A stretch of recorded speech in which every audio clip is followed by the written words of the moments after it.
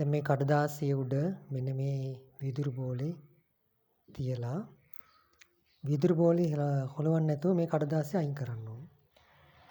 මෙහෙම මෙහෙම ගත්තොත් එහෙම නෙවෙයි. මේක මෙහෙම ඇදලා අයින් කරන්න ඕනේ. මෙන්න කඩදාසිය අයින් කරන්න මෙහෙම ඇදලා වීදුරු බෝලේ නැතුව කඩදාසිය විතරක් අරගන්න ඕනේ මෙහෙම ඇදලා. දැන් මේ වැඩේ කරනකොට මේ කඩදාසිය මෙහෙම අදිනකොට වීදුරු බෝලෙත් එක්කම තමයි එන්නේ. හැබැයි අපිට පුළුවන් මේක මෙන්න මේ විදිහට එකපාරම පොඩ්ඩක් තල්ලුණා මෙන්න මෙහෙම නැත්තම් මෙහෙම තියලා එකපාරම ෂණික වැද්දොත් වීදුරු බෝලේ එන්නේ නැහැ. හිමීට ඇද්දොත් ඒ කියන්නේ මේ කඩදාසියෙන් කරන්නේ අපි බලයක් දෙන මේ වීදුරු බෝලට බලයක් එනවා. මේ හරි. එහෙම නැතුව මේක එකපාරම ගත්තොත් වීදුරු බෝලේ හැම තියේදී කඩදාසිය අයින් කරගන්න පුළුවන්. දැන් ඕකට හේතුව තමයි අපි හොයලා බලන්න ඕනේ ඇයි එහෙම වෙන්නේ කියලා. මේකට අපිට මුලින්ම දැනගන්න ඕනේ නිව්ටන්ගේ දෙවෙනි නියමය. ඒකෙන් කියන්නේ යම් වස්තුවක් මත බාහිර අසන්තුලිත බලයක් ක්‍රියා කරොත් F කියලා කියමුකෝ. එතකොට මේක අන්ඩෝම සමානුපාතික වෙනවා ගම්‍යතාව වෙනස් වීමේ ශීඝ්‍රතාවයට. පස්සේ ගම්‍යතාව mv මුල් ගම්‍යතාව mu. එතකොට mv ඍණ mu කියන්නේ ගම්‍යතාව වෙනස ශීඝ්‍රතාවය ගන්න අපි එක කාලයෙන් බෙදන්න ඕන. මෙන්න මෙහෙම. ස්කන්ධ වැඩි කියන ප්‍රවේගය කියන්නේ ගම්‍යතාව. මේ v කියන්නේ පස්සේ ප්‍රවේගය, u කියන්නේ මුල් ප්‍රවේගය. දැන් මේක සමාන කරන්න නියතියකින් වැඩි කරන්න ඕනේ. mv ඍණ mu බෙදීම t.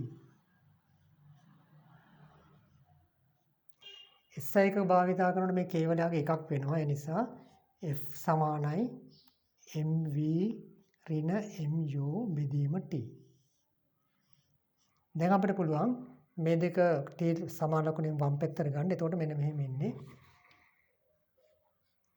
F වැඩි කිරීම t සමානයි mv ඍණ mu. F කියන්නේ අපි යොදපු බලය අර කඩදාසියෙන් අර වීදුරු බෝලේ මෙහෙම තිබ්බනේ. කඩදාසිය අදිනකොට කඩදාසිය දිගේ මෙතන බලයක් ක්‍රියාත්මක වෙනවා. මෙන්න මේක තමයි දැන් මේ F කියලා කියන්නේ. T කියලා කියන්නේ මේ බලය ක්‍රියාත්මක වන කාලය.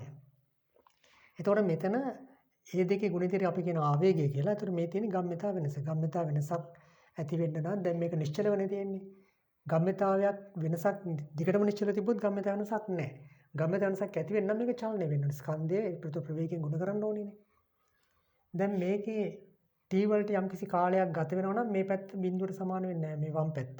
එහෙනම් දකුණු පැත්තත් බිඳුවට සමාන වෙන්නේ නැතුව තියෙන්න ඕනේ. u කියලා කියන්නේ පටන් ගන්න වෙලෙක මේක බිඳුවයි. ඒ නිසා පස්සේ අනිවාර්යයෙන්ම මේ නිශ්චලව තියෙන වස්තුවට ගම්‍යතා වෙනසක් ඇති වෙන නම් ප්‍රවේගයක් ඕනේ. ඒ නිසා මොකද වෙන්නේ මේ කඩදාසිය අදිනකොට මේකත් කඩදාසියත් එක්කම යනවා. මේ බලය නිසා මේ ඒ ප්‍රවේගය නිසා මෙතන මේක බිඳුව වෙන කොහොමද ආරම්භ ප්‍රවේගයේ බිඳුවයි. ඒතර මෙතන ප්‍රවේගයට වටිනාකමක් තියෙනවා. ඒ නිසා දකුණු පැත්ත බිඳුව වෙන්නේ නැහැ. එහෙනම් වම් පැත්ත බිඳුව වෙලත් නැහැනේ. F වලට F බිඳුව වෙන්නේ නැහැ. T බිඳුව වෙලත් නැහැ. හැබැයි ෂණික වැද්දොත් මොකද වෙන්නේ? ෂණිකව මේක ඇද්දොත් මේකත් කාලය බිඳුවක් වෙන. ඒ කියන්නේ එකපාරම ඇද්දොත් බලේ ක්‍රියාත්මක කාලය බිඳුව කියලා අපිට උපකල්පනය කරන්න පුළුවන්. හරි. කුඩා කෙටි කාලයක් අපිට ඒක බිඳුවයි කියලා ගන්න පුළුවන්. ඒතර වම් පැත්ත බිඳුවයි. වම් පැත්ත බිඳුවයි නම් බිඳුව සමානයි mv ඍණ mu. ඒ කියන්නේ දැන් ගම්‍යතා වෙනස බිඳුවයි. හරි. ඒ කියන්නේ ගම්‍යතා වෙනසක් තියෙන්න බෑ. ඒතර ආරම්භක ප්‍රවේගය කොහොමද බිඳුවනේ. පස්සේ ප්‍රවේගයක් තිබ්බොත් ගම්‍යතා වෙනසක් තියෙනවා. ඒ නිසා ගම්‍යතා වෙනස නැති වෙන්න නම් බිඳුවක් වෙන්න නම් පස්සේ ප්‍රවේගය බිඳුවක් වෙනවා. ඒ කියන්නේ චලනය නොවි තියෙන්න ඕන. මේ වීදුරු බෝලය චලනය වුණොත් ගම්‍යතා වෙනසක් තියෙනවා. මේ බලය ක්‍රියා කරන කෙටි කාලයක් නම් මේ t බිඳුව නිසා මේ වම් පැත්ත බිඳුවයි. එතකොට දකුණු පැත්ත ඒ කියන්නේ ගම්‍යතා වෙනස බිඳුවයි. ගම්‍යතා වෙනස බිඳුවයි කියන්නේ ගම්‍යතා වෙනසක් නැහැ. ගම්‍යතා වෙනසක් නැතුව තියෙන්න නම් වීදුරු බෝලයට ඒක එතනම නිශ්චලව තියෙන්න ඕන. ඒ නිසා තමයි වේගයෙන් මේක එකපාරම අදිනකොට මේක චලනය වෙන්නේ නැත්තේ.